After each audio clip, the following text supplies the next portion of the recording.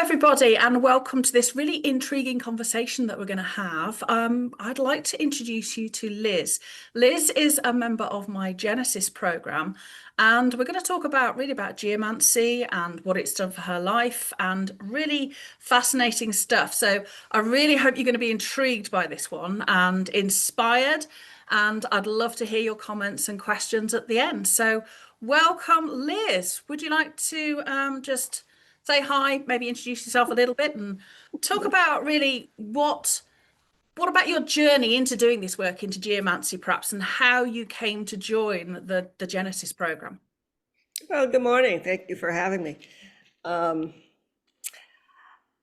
Yeah, so I, like you, Faye, have sort of been able to communicate with invisible beings since a young girl, mainly with trees and plants. I can hear and speak to them, and they communicate back. And then that brought me to a couple apprenticeships with South American shamans. And through them, I learned how to interact with the elements of fire and water and wind, air. But it was missing what I came to realize. None of them had the ability to teach me how to work with rocks and stones. And I follow you very clearly. You do a lot with house energies and things, and I want to reinforce that when I moved to this current house 9 years ago, I actually had a bid out on a different house. So I can definitely say that this house, my real estate agent called me, said, you got to come look at this house. And I bought it on the spot. It chose me, as you're fond of saying, not the other way around. And so this place had a lovely, I set up a mosaic art studio in the house. And soon after I started working on it, my first piece was called Genesis, believe it or not. The eruption of the universe coming into creation. And so Googling Genesis brought me to you. And with the understanding that I was going to be able to work with the rocks and the stones that were on the property. They were calling to me and I had no idea what to do with them. And so we will delve into what I did with them. You'll delve into what you do with them. I think it's just remarkable, isn't it, the synchronicity that you were creating art called Genesis, and the geomancy program is called Genesis. And as you say that, your house choose you. I think that's a bit of an insight for people when you realize that your house, the landscape energy, which includes your house, your presence there is already written into its energy blueprint before you come. And you are there it's there to help you unfold, like a flower grows in a certain place and it blossoms there. That place is to help you blossom. And I think, we know when we're called to somewhere, we feel this desire to live there, or synchronicity just goes dunk, dunk, dunk, dunk, and we find ourselves somewhere. And I think those are messages that we really need to listen to, because the earth is calling us, is saying, you have all this potential, let's help you blossom. So yeah, and for you, it was rocks, which is great because I love rocks. Rocks are my passion, if that's possible. And so you went through this journey of Genesis, which is about, we heal home energy and landscape energy, but then we enhance it. And you have ended up, haven't you, with a stone cairn on your property, which is fantastic. So, let's talk about the process of, how we actually build sacred structures. What's the process that we go through to decide? Well, we don't decide, do we? What gets built in a particular place? How did you find that process of understanding that a cairn was what was needed? Wow, that's thanks to you. That still is one of the most interesting journeys I'm on. Is you go to all these sacred sites and they're usually tucked away in these hard to get places, and you wonder why here. And I have 4 acres, and in fact, where mine ended up being, it took me over a year to clear out the unmovable briars and brush, and you couldn't literally get to this spot. And I think nature was protecting it for me as the guardian of this land. And so when you join Genesis, you learn to work with what's here. I have a friend that wants to put a cairn in their front yard, and I say, well, that'll be a pretty rock mound, but it's not going to function as a cairn. So we started out, going through this process of mapping all the energy lines and underground water lines on your property. And it's been fascinating, the community in Genesis. I have quite a large space to work with. Other people have a postage stamp backyard, and there's still energies and waters and things. So it doesn't matter the size.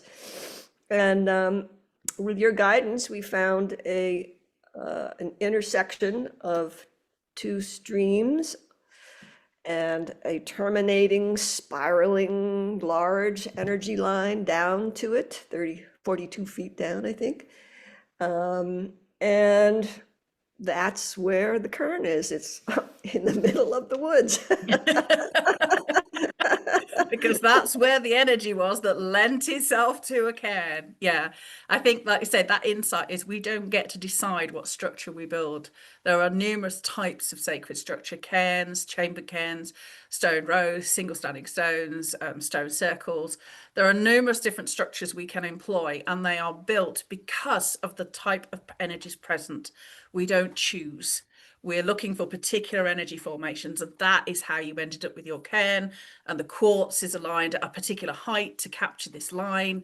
And I think that shows us there is a process, there is a science, albeit not a very well known science, but there is a science to these that I think, and will, I think, it's certainly deepened your understanding, I think, of the technicality of building these things. I think that gives us a greater appreciation of when we do look at older sacred sites, when we look at sort of like the geometry of them, things, how technical they are.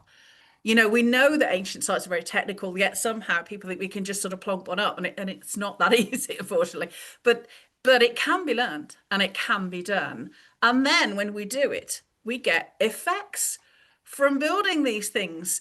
So can you tell people about the sort of noticeable effects from building your cairn? What things have changed since before and after? And this can be in all aspects of your lives, in vegetational growth, to your health, to your creative spirit, to everything and anything, because I think we need to appreciate that these changes that we create in the subtle energy of the landscape have an impact across all aspects of our life. So do you want to tell people, what kind of surprising results perhaps that you've noticed? Well, let me, if you can't, I don't know if you have a picture of my cairn, but it's a large thing. That too was not under my control. It's almost 4.5 feet tall and probably 5 feet wide. It's like this beehive with this large quartz, we call it Light box, essentially. It's a light box, yeah. Yeah, where the energy line comes through. And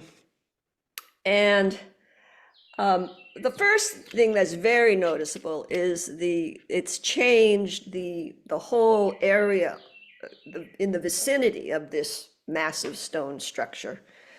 There was a old dry stream bed back in there somewhere, and just before I started building the cairn, it took a year of ceremony to bring up the spring close to it. It's within 10 feet of it.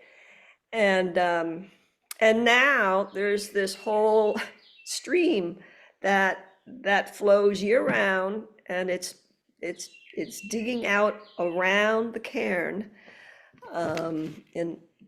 at a safe distance, so it won't undercut it or anything. And I think you shared on one of your posts that there was no flowers out there ever other than this horrible briar patch. And this spring, it just erupted in a field of forget-me-not flowers. It was just magical. So the physical surrounding of the cairn is still changing. And in fact,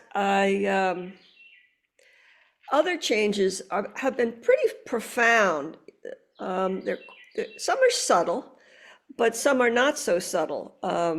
For example, I really have my perception of the invisible world has changed. It's much clearer. I used to just sort of see, well, I can see auras, but I would see beings move around in my periphery, and now they line up in front of me.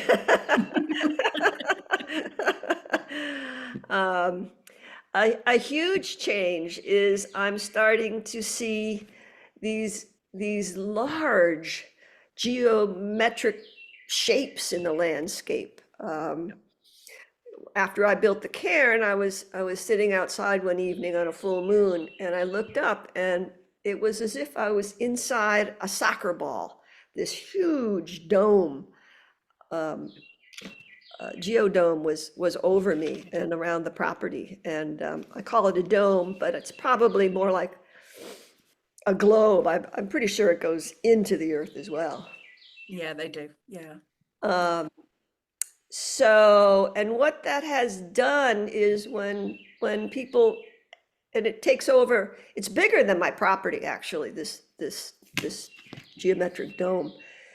Not only do I feel at rest, it's like an energetic barrier. The negative energy that is in the geopolitical landscape doesn't come here anymore. It's people come on and they just go, it's a sigh. It's a retreat. It's a sacred space. So Yeah, it's a sanctuary from the modern world. it really is. And so that is a direct result of the cairn. What else? I really, since I built it last fall, I've noticed my artistic ability has mushroomed. It's gone to the next octave almost. It reminded me of, you interviewed Rick, another Genesis member, who had this book inside of him that he couldn't get out until he built his standing stones circle. And I used to make beautiful, don't get me wrong, they were great mosaics, but they were reproducing what I saw in nature. And like the one behind me, now I look at nature and I see just color and form. I see nature differently. And that's been a fascinating journey for me. Yeah, I think you kind of see, I always describe, because I see energy geometrically, for those people who aren't aware, and everything to me, when I look at it, has a geometrical energy symbol structure that is its blueprint for what it will, holds the blueprint really for it to come into 3D form. And the dome, as you described, is one of those blueprints. But I think you're starting to see, as you say, this other side of our reality, the non-physical side, that is this kaleidoscopic world of energy that's fascinating. And it'll be interesting to see how that develops. So, and what about your gardening? Have you noticed any difference in, let's go into plant growth. We talked about the wild forget-me-nots, but also I want to make it, these things are really useful for if you are growing food. They are part of they're a mechanism to assist not just our spiritual development, but actually our physical survival and nurturance. So what kind of differences have you noticed with your crops and produce? Well, so mine is a chambered cairn, a single chamber, because I only had one energy line terminating in it.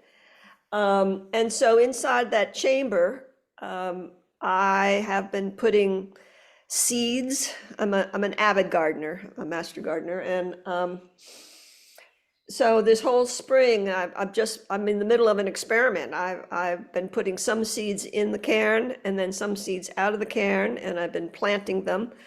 I have a huge, well, I have multiple floral gardens and a huge vegetable garden, and trying to take pictures of what's going on out there. It's like a Finhorn. So the garlic bulbs, for example, that I put in, and double blind, I'm a scientist, had my friend, plant them amongst the non-treated garlic bulbs last fall. And it doesn't take us, a scientist to see that there are 6 garlics out there that are blooming faster, and they're a little bigger and they're a little greener, and I can't wait to see what the bulb size is different. That's the first experiment. Yeah, the seedlings that I started, and I start hundreds of them, I had no damping off. They were healthier, they sprouted faster. I mean, it's almost, I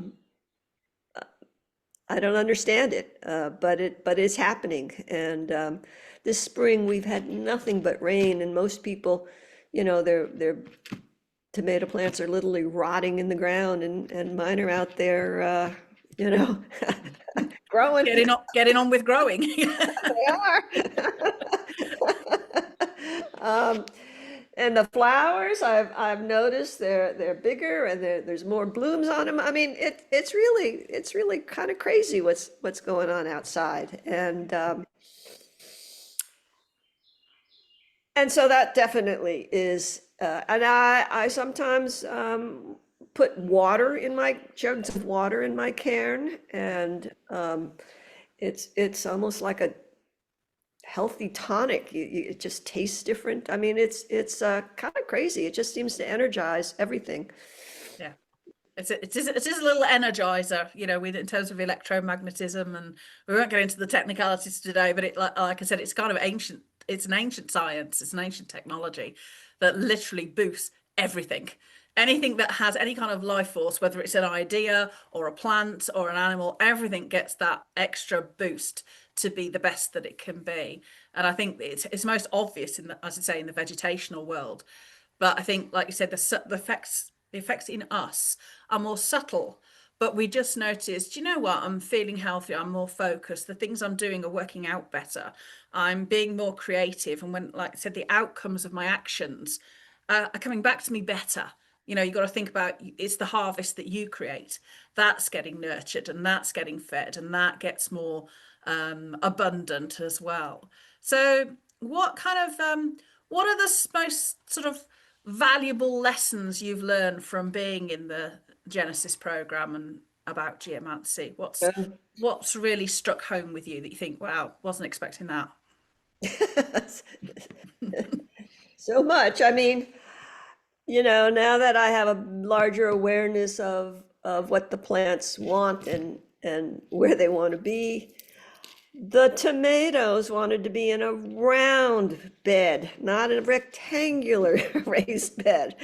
So again, this one of the lessons learned is I knew nothing about sacred geometry, and that that scared me. That can scare you, but it's really it's actually sort of fun to start playing around with different shapes of my garden beds, or portals, or whatever it is we're using it for. I use sacred geometry for the opening of the cairn, because I learned all the cathedrals of Europe are built on sacred geometric proportions. So it takes you in places you never really understand where you're going to go before you go there. I think one of the biggest lessons I learned is that you actually have to manifest what it is you want to do. Studying it, dreaming of it, wishing it those are all great things, but until you actually get out there and stick a rock in the ground or, you know, put that seed in the chamber, it's wishful thinking. And yet, so the smallest amount of effort that I do seems to be the natural world is meeting me and magnifying it. And I think manifestation is really important on whatever scale Yeah. you can do. It actually requires action. I know, I've had conversations with people about sacred geometry, and they're like, well, can I imagine myself in a circle? It's like, well, you can, but actually, if you just took a piece of string and a piece of chalk and draw the circle, you will find that the effects will be far outweigh what there is something that occurs when we use our body and take a physical action and engage with these energies that's very different than if we sit in a chair and just imagine it. And I think the more we explore these concepts, the more we realize why ancient man went to the Herculean efforts that he did to build the structures that he did. Because if we could just sit there and imagine Stonehenge and get the same result, we would have just sit there and imagined it. But we don't, because there is actually a technology of harnessing this electromagnetic energy that changes the paramagnetism of the soil, and it changes the air and it changes the light. And that is why we do these things. And sacred geometry gives rise to physical form. So actually, when you engage in it as a very conscious mental, emotional, and physical act, when we combine those three, that's really when magic happens. And that's why I think it's really important to, play about with these structures and play with sacred geometry. And then you can see what you can create. And getting, why do I want to do this? And what am I here for? All those kind of things are enhanced with this work. So, Yeah. so Yeah. what would you say to someone who's thinking about coming into the program, about coming into Genesis? Well, a couple things I could say about that. The first, of course, is to trust your instincts, go with them. The universe, like my finding this house and then the rock speaking to me, and it and having a sacred site on it. Pay attention to what the universe puts in your path, because it is trying to help us. I think nature is helping us, trying to get to a point where we can realize our best potential. And if you don't follow that path, in my experience, they stop giving you the signs. So if you're this far along and you're following phase websites, you've been brought here for a reason. I will also say that, I rarely, I always thought that, a lot of this new age stuff, let's face it, dowsing and geomancy might be considered that, but it's ancient, as you said, like feng shui. I always was reluctant to plop down money to, for something that I thought I could do on my own. And I cannot overstate the fact that what I have learned from this course is nothing I could have learned on my own, even though I do have direct contact with the invisible world. And as I taught college, I was a college professor for many years in biology. What I have gained from this course, for a fraction of the cost it takes to go to college, is priceless. You put it into perspective of it actually, what you learn and how to do it. It's a trade school that I did not realize when I joined how significant it would affect me. I mean, and it's not just building these crazy things with rocks. I mean, the lesson on boundaries, I think, is so incredibly important that people, where are the openings on your property? Where are the openings in your house? Where are the openings in your own bubble, and Yeah. how to protect yourself, how to protect the house, the spirit of place. When I moved here, I'm on one of a lake in upstate New York. When I moved here, the whole lake considered me part, the guardian of it. I said, no, guys, let's start with my little 4 acres. Yeah, let's work up to that slowly. Yeah. And I can feel that it's expanding, but let's start small, get that under control, and then go bigger. But you don't realize, it affects your health, it affects your mental state, these boundaries, and in the course, I thought, why do I need to know about the moon cycles and the solar cycles? But it's all connected, and you make a great case to tell us why. And so, It is. Everything is interconnected, and I think when we understand the influence, like say, of the Earth energy on our ability to manifest our own life, but also what it's actually calling us to do, and how when we go around the wheel of the year, what phases of growth and expansion, but also then retraction and almost death and decay we're in. When we can understand where we are in those cycles, we can make so much sense of our life, because we might be in the new growth stage of an activity, but we might be in the death of our career at the same time. So when we can reconcile ourselves to where we are on this wheel, it means we understand where we've just come from, so we also understand what's coming next.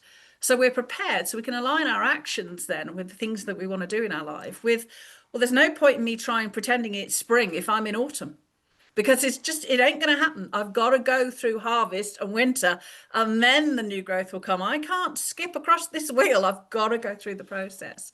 And I think, like say the moons, they just help us focus on, how am I living? What am I bringing into being? Where do I want to see myself in 6 months and a year? And realizing that actually all this energy, we call it earth energy, but it's kind of a cosmic energy as well. It's scientific, but it's spiritual.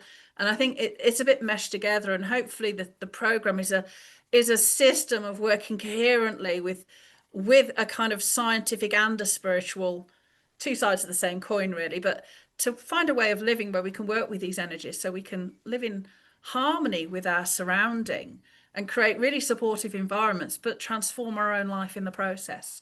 So that was the idea when I made the program. So hopefully we're on track. It yeah, sounds like it.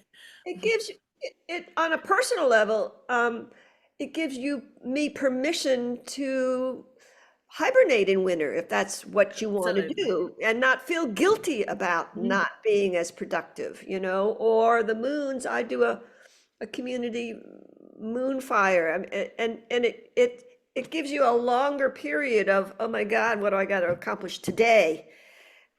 Now you can look at, okay, what do I want to accomplish this month, and then what do I want to Yeah. accomplish by next year? Or It gives in you, 6 months' time, when I have the full moon, for the corresponding full moon to this new moon, I think it helps us get away from that hustle culture of, I should have done it yesterday. What do I need to do today? And like you say, and give yourself permission. If you're like me, I'm very much a winter hibernator. If you need to hibernate in the winter, if that's what you're called to do, then you make sure you're productive in the spring, summer, and autumn. So you've stashed all your nuts in a shed, and you can get through the winter with minimum effort. And don't be afraid to get up late and go to bed early in the dark, because that's what your brain wants to do. And you'll actually find, when you start to listen to those rhythms, your health improves, and your whole outlook is you just feel part of a much more, I'd say, with a natural system than what is essentially a hustle, neon, constantly go human system a lot of the time, that actually does us a huge disservice. So it's a way of living. I think, we talk about authentically, but no, I'm not very fond of that word, but, a very real life that's in sync with actually what nature's telling us to I be. would say it allows you to live from your heart. That's the term I would use. It's a That much better way of putting it. we are part of nature, Yeah. and I think we've lost that connection. And Yeah, that's what all this does, is it reconnects you yeah. back. I think we have this view of somehow the natural world is less than human. And I'm like Rupert Sheldrake, I would describe it as more than human. And it's a way of tapping into these to actually, yeah, live from our heart space. So what are your future plans for sort of geomancy and and following on with Genesis? Is there anything else you feel you're inspired to try next? Obviously not building another cairn, but are you going to be doing like more plant growth? Are you going to see how your art develops, or are you going to be sharing your cairn space with people? Or are you going to keep it private? What kind of plans do you want to do with it? Or are you going to Uh, help your neighbor stick something up on their farm? um, I really sort of follow what is presented to me next. I really feel that the land says it was such a big change. It's going to take a year or so for it to just settle down and get into a new norm. Yeah. And my role is just to witness it, really. So I don't have any big plans yet. Although there are little niggling ideas forming. One is, I mentioned the four elements. I didn't even know there was a fifth element until the course. Good old plasma. Yeah. But it seems to be presenting itself to me. I actually have seen a couple light balls go in or out of the cairn, and I'm going, what the hell is that? So um, I still don't know anything about plasma, but the word is entering my vocabulary, so I don't know where that will take me, but um, that might be in my future. We have a And uh, I thought it was going to be very private. It's no one knows I have it here other than close friends who roll their eyes at me when I start talking about, come look at this. come and look at my heap of rocks. Yeah. Um, I might come out of retirement and start talking about what the magic is happening in reference to earth medicine. I really think what one can do when working co-creatively with earth energy, it not only is healing the earth, it heals me, it heals the community, and I think right now we need all the healing we can get. So Mm. I might not the how-tos of it because I'm not qualified to do that, but just let people know there are ways to enhance our environment. Yeah. And very natural ways. All we're using is stone, soil, water, light, and sound, and that's all we need. So I think it's a very organic Strong muscle. technology. You need strong muscle. A strong muscle, yeah. If you're going to build a reasonable big head, like you need or like Rick moving his stones, a winch and pulley. I had three big brothers that came and Yeah.